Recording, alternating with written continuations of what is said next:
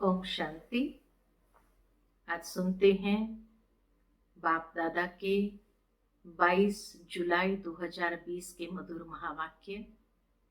आज की मुरली में बाबा परम शिक्षक बन हम बच्चों का अटेंशन पढ़ाई पर खिंचवा रहे हैं। बाबा कहे, तुम्हें बहुत ऊंच पढ़ाई पढ़ाता हूँ और इसीलिए तुम बहुत रॉयल स्टूडेंट्स हो। साथ ही साथ बाबा कहे, जिस तरह कोई भी स्टूडेंट जब पढ़ाई पर ध्यान देता है तो कुसंग से अपने आप को बचा के रखता है। मैनर्स भी बहुत अच्छे उनके होते हैं। तो आज सारी बाबा की मुरली पढ़ाई और पढ़ने वाले स्टूडेंट्स की विशेषताएं क्या होती है उसको सुनते हैं। ओम शांति। मीठे बच्चे, तुम बहुत रॉयल स्टूडेंट्स हो। तुम्हें बाप, टीचर, सतगुरु की याद में रहना है। अलौकिक खिदमत यानी सेवा करनी है। प्रश्न है, जो अपने आप को बेहद का पाठधारी समझकर चलते हैं उनकी निशानी सुनाओ। उत्तर है, उनकी बुद्धि में कोई भी सूक्ष्म व स्थूल देहधारी की याद नहीं होगी। वह एक बाप को और शांति धाम को याद करते रहेंगे, क्योंकि बलिहारी एक की है। जैसे बाप सारी दुनिया की खिदमत करते हैं। कौन सी खिदमत करते हैं? पतितों को पावन बनाते हैं। ऐसे बच्चे भी बाप समान खिदमतगार बन जाते हैं। ओम शांति। पहले पहले बाप बच्चों को सावधानी देते हैं। यहाँ बैठते हो तो अपने को आत्मा समझ बाप के आगे बैठे हो। यह भी बुद्धि में लाओ कि हम बाप के आगे भी बैठे हैं, टीचर के आगे भी बैठे हैं। नंबर 1 बात है, हम आत्मा है। बाप भी आत्मा है, टीचर भी आत्मा है, गुरु भी आत्मा है। एक ही है ना। यह नई बात तुम सुनते हो। तुम कहेंगे, बाबा हम तो कल्प कल्प ये सुनते हैं। तो बुद्धि में ये याद रहे, बाप पढ़ाते हैं। हम आत्मा इन ऑर्गन्स द्वारा सुनती है। यह ज्ञान इस समय ही तुम बच्चों को मिलता है, ऊंच से ऊंच भगवान द्वारा। वह सभी आत्माओं का बाप है जो वर्षा देते हैं। क्या ज्ञान देते हैं? सबकी सदगति करते हैं, यानी घर ले जाते हैं। कितने को ले जाएंगे? यह सब तुम जानते हो। मच्छरों सदृश सभी आत्माओं को जाना है। सतयुग में एक ही धर्म, पवित्रता, सुख, शांति सब रहता है। तुम बच्चों को चित्र पर समझाना बहुत सहज है। बच्चे भी नक्शे पर समझ जाते हैं ना। इंग्लैंड है, यह है, फिर वह याद पड़ जाता है। यह भी ऐसे है। एक एक स्टूडेंट को समझाना होता है।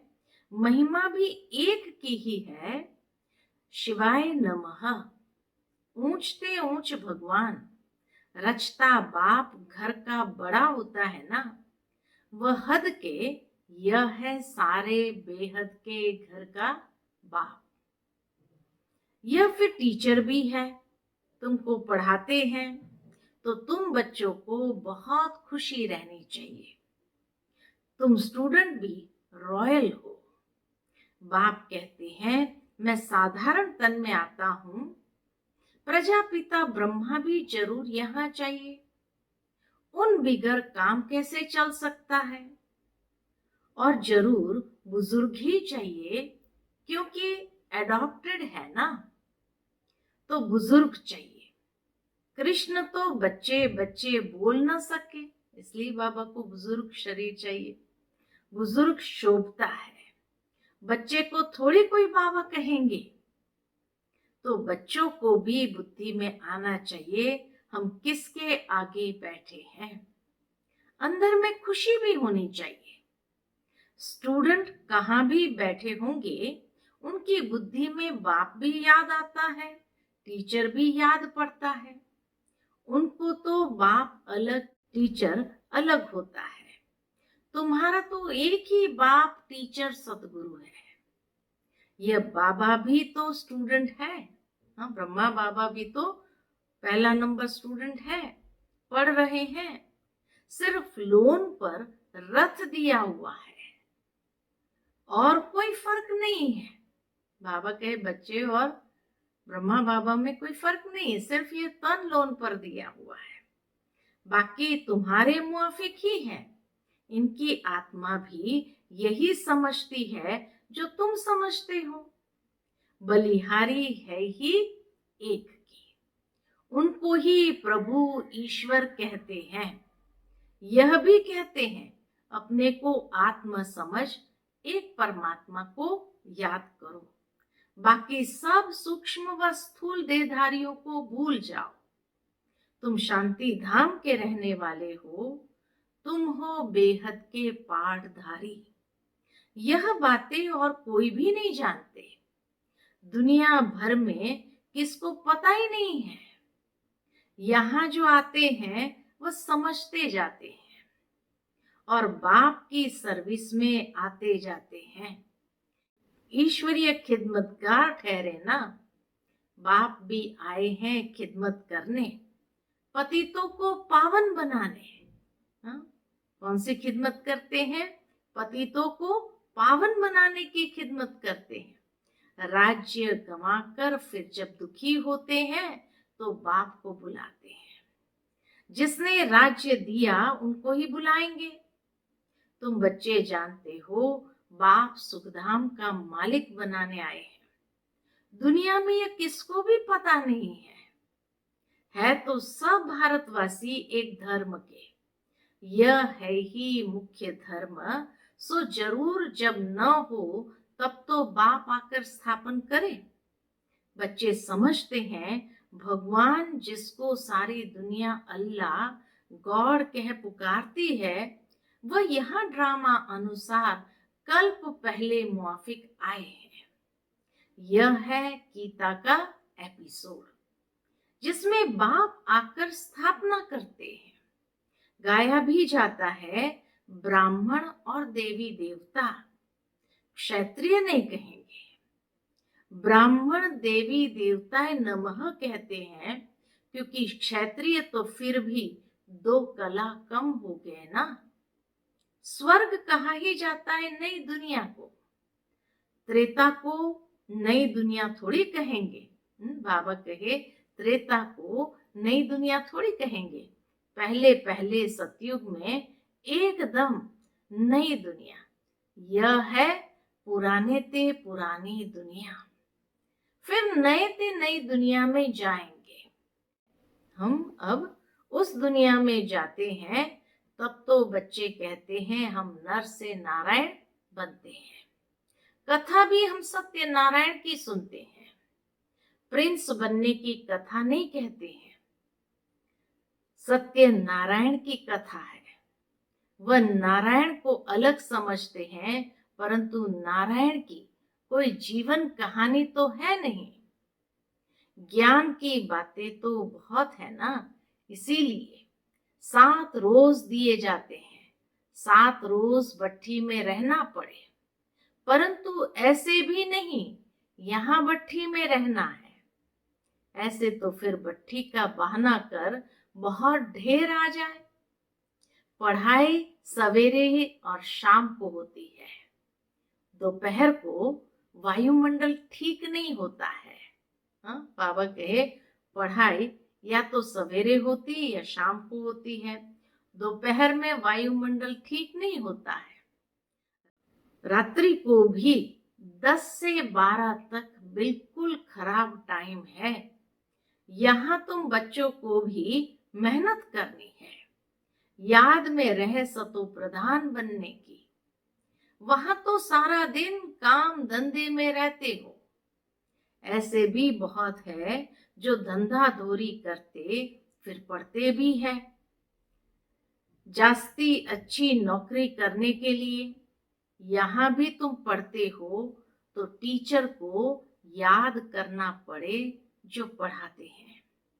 अच्छा, टीचर समझकर ही याद करो तो भी तीनों ही इकट्ठे याद आ जाते हैं। बाप, टीचर, गुरु तुम्हारे लिए बहुत सहज है तो झट याद आनी चाहिए। यह हमारा बाबा भी है, टीचर और गुरु भी है, ऊंच से ऊंच बाप है जिससे हम स्वर्ग का वर्षा ले रहे हैं। हम स्वर्ग में जरूर जाएंगे, स्वर्ग की स्थापना जरूर होनी है।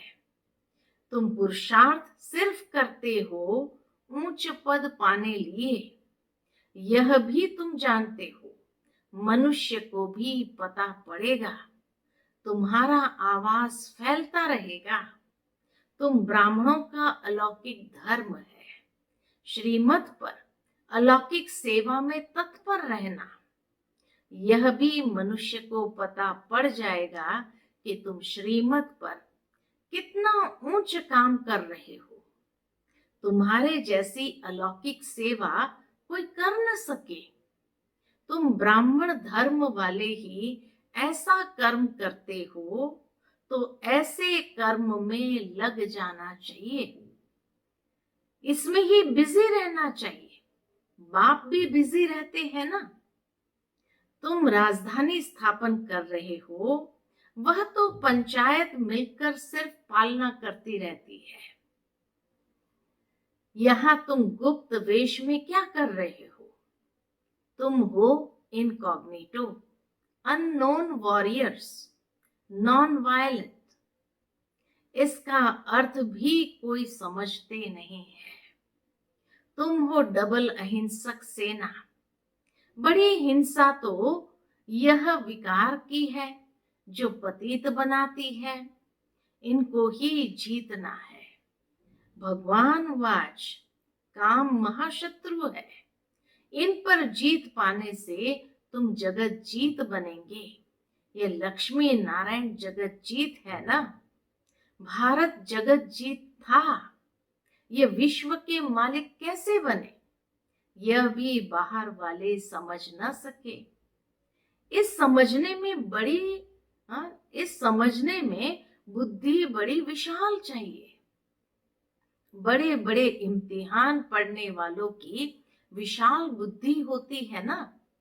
तुम श्रीमत पर अपना राज्य स्थापन करते हो। तुम किसको भी समझा सकते हो। विश्व में शांति थी ना, और कोई राज्य नहीं था। बाबा कहे स्वर्ग में शांति होती है।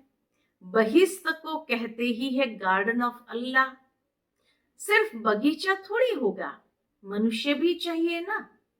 अभी तुम बच्चे जानते हो हम बहिस्त के मालिक बन रहे हैं।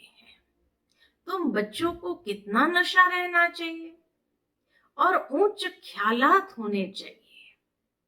तुम बाहर के कोई भी सुख को नहीं चाहते हो।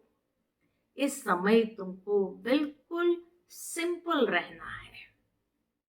अभी तुम ससुर घर जाते हो, यह है पियर घर। यहाँ तुम्हें डबल पिताएं मिले हैं। एक निराकारी ऊंचते ऊंच, दूसरा फिर है साकार, वह भी ऊंचते ऊंच। अभी तुम ससुर घर विष्णुपुरी में जाते हो। उनको कृष्णपुरी नहीं कहेंगे, बच्चे की पुरी नहीं होती है। विष्णुपुरी अर्थात लक्ष्मी नारायण की पुरी।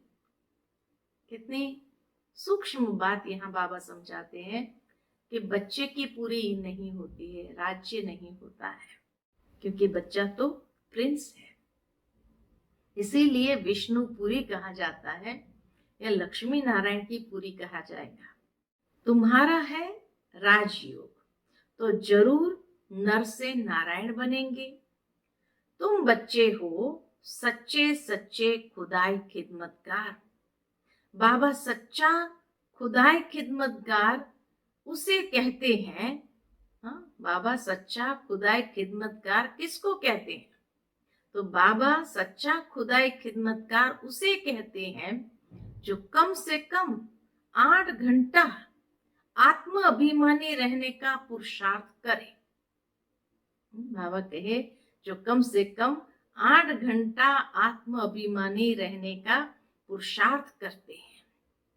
कोई कर्म बंधन न रहे तब खिदमतगार बन सकते हो और कर्मातीत अवस्था हो सकती है। नर से नारायण बनना है तो कर्मातीत अवस्था जरूर चाहिए। कर्म बंधन होगा तो सजा खानी पड़ेगी। बच्चे खुद समझते हैं याद की मेहनत बड़ी कड़ी है। युक्ति बहुत सहज है, सिर्फ बाप को याद करना है। भारत का प्राचीन योग मशहूर है, योग के लिए ही नॉलेज है जो बाप आकर सिखलाते हैं। कृष्ण कोई योग थोड़ी सिखलाते हैं। कृष्ण को फिर स्वदर्शन चक्र दे दिया है, वह भी चित्र कितना रॉन्ग है। अभी तुमको कोई चित्र आदि भी याद नहीं करना है। सब कुछ भूलो। बाबा कहे सब कुछ भूलो, कोई में बुद्धि न जाए, लाइन क्लियर चाहिए। यह है पढ़ाई का समय। दुनिया को भूल अपने को आत्म समझ और बाप को याद करना है, तभी पाप नाश होंगे। बाप कहते हैं पहले पहले तुम अशरीरी आए थे, फिर तुमको जाना है। तुम ऑलराउंडर हो, वह होते हैं हद के एक्टर्स, तुम हो बेहद के। अभी तुम समझते हो हमने अनेक बार पार्ट बजाया है, अनेक बार तुम बेहद के मालिक बनते हो। इस बेहद के नाटक में फिर छोटे छोटे नाटक भी अनेक बार चलते रहते हैं। सतयुग से कलयुग तक जो कुछ भी हुआ है वह रिपीट होता रहता है। ऊपर से लेकर अंत तक तुम्हारी बुद्धि में है। मूल वतन, सूक्ष्म वतन और सृष्टि का चक्र, बस और कोई धाम से तुम्हारा काम नहीं। तुम्हारा धर्म बहुत सुख देने वाला है, उनका जब समय आएगा तब वह आएंगे। नंबरवार जैसे बाबा कहे नंबरवार जैसे जैसे आए हैं ऐसे ही फिर जाएंगे। हम और धर्म का क्या वर्णन करेंगे? बाबा के और धर्म का वर्णन करने की जरूरत नहीं है, तो हम और धर्म का क्या वर्णन करेंगे? तुमको सिर्फ एक बाप की ही याद रहनी है। चित्र आदि सब भूलकर एक बाप को याद करना है। ब्रह्मा विष्णु शंकर को भी नहीं, सिर्फ एक को। वह समझते हैं परमात्मा लिंग है। अब लिंग समान कोई चीज हो कैसे सकती? वह भला ज्ञान कैसे सुनाएंगे? क्या प्रेरणा से कोई लाउड स्पीकर रखेंगे जो तुम सुनेंगे? प्रेरणा से तो कुछ होता नहीं। ऐसे नहीं शंकर को प्रेरते हैं। यह सब ड्रामा में पहले से ही नून है। विनाश तो होने का है ना। जैसे तुम आत्माएं शरीर द्वारा, बाबा कहे जैसे तुम आत्माएं शरीर द्वारा बात करती हो, वैसे परमात्मा भी तुम बच्चों से बात करते हैं। उनका पाठ ही दिव्य अलौकिक है। पतितों को पावन बनाने वाला एक ही बाप है। कहते हैं मेरा पाठ सबसे न्यारा है।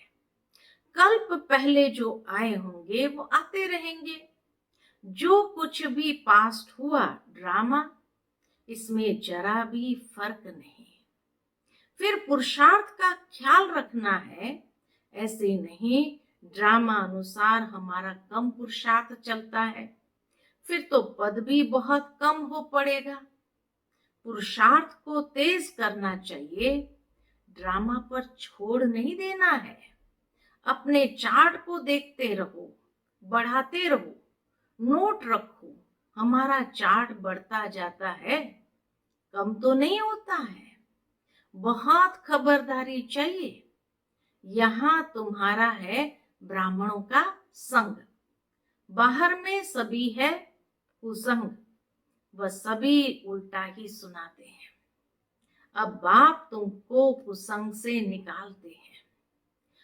बाबा कहे मनुष्य ने कुसंग में आकर अपना रहन सहन, अपनी पहरवाइश आदि सब बदल दी है, देश वेश ही बदल दिया है। यह भी जैसे अपने धर्म की इंसल्ट की है। देखो कैसे कैसे बाल बनाते हैं, देह अभिमान हो जाता है। 100-150 रुपया देते हैं सिर्फ बाल बनाने के लिए। वर्तमान दुनिया का बाबा को सब पता है। इसको कहा जाता है अति देह अभिमान। वह फिर कभी ज्ञान उठा न सके। बाबा कहते हैं बिल्कुल सिंपल बनो। ऊंची साड़ी पहनने से भी देह अभिमान आता है। देह अभिमान तोड़ने के लिए सब हल्का कर देना चाहिए। अच्छी चीज देह अभिमान में ले आती है। तुम इस समय वनवाह में हो ना, हर चीज से मोह हटाना है, बहुत साधारण रहना है। शादी आदि में भल रंगीन कपड़े आदि पहनकर जाओ, तोड़ निभाने अर्थ पहनना। फिर घर में आकर उतार दिया। तुमको तो वाणी से परे जाना है। वानप्रस्थी सफेद पोश में होते हैं। तुम एक एक छोटे बड़े सब वानप्रस्थी हो। छोटे बच्चों को भी शिव बाबा की ही याद दिलानी है। इसमें ही कल्याण है। बस हमको अभी जाना है शिव बाबा के पास। अच्छा, एक ही धुन रहे, अभी हमको जाना है शिव बाबा के पास। अच्छा, मीठे मीठे सिकिलदे बच्चों प्रति माता पिता बाप दादा का याद प्यार। Good morning. रूहानी बाप की रूहानी बच्चों को नमस्ते। हम रूहानी बच्चों की रूहानी माता पिता बाप दादा को याद प्यार, गुड मॉर्निंग और नमस्ते नमस्ते। शुक्रिया बाबा, शुक्रिया। आज का धारणा के लिए मुख्य सार है। पहली पॉइंट, सदा ध्यान रहे कि हमारी कोई भी चलन देह अभिमान वाली न हो। बहुत सिंपल रहना है। किसी भी चीज में ममत्व नहीं रखना है। कुसंग से अपनी संभाल रखनी है। दूसरी पॉइंट, याद की मेहनत से सर्व कर्म बंधनों को तोड़ कर्मातीत बनना है। कम से कम 8 घंटा आत्म अभिमानी रहे सच्चा सच्चा खुदाई खिदमतकार बनना है। आज की मुरली का मीठा वरदान, सदा बेहद की स्थिति में स्थित रहने वाले बंधन मुक्त जीवन मुक्त भव। बंधन मुक्त जीवन मुक्त भव। कौन? जो बेहद की स्थिति में स्थित रहता है। देह अभिमान हद की स्थिति है और देही अभिमानी बनना यह है बेहद की स्थिति। देह में आने से अनेक कर्म के बंधनों में हद में आना पड़ता है, लेकिन जब देही बन जाते हो तो ये सब बंधन खत्म हो जाते हैं। जैसे कहा जाता है बंधन मुक्त ही जीवन मुक्त है।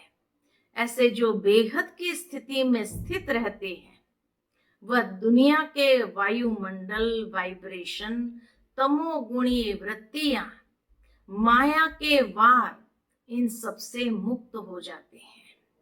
इसको ही कहा जाता है जीवन मुक्त स्थिति, जिसका अनुभव संगम युग पर ही करना है। आज का स्लोगन है निश्चय बुद्धि की निशानी, निश्चय बुद्धि की निशानी निश्चित विजयी और निश्चिंत।